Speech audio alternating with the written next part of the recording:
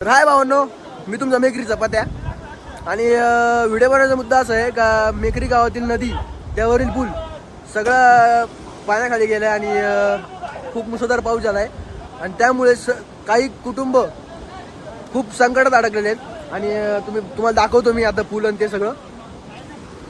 हे बघा सगळं, हे बघा इतर रोड सगळा खचलेला आहे मित्रांनो. सगळे आमचे मित्र हे सगळे नदीवरील आलेले घाण साफ करतात मित्रांनो, बघू शकता. खूप असं संकट कोसळलं आहे, म्हणजे संकट कोसळलं असा मुद्दा नाही आहे मित्रांनो, तर खूप असं जालच फील होतं मित्रांनो. ते बघा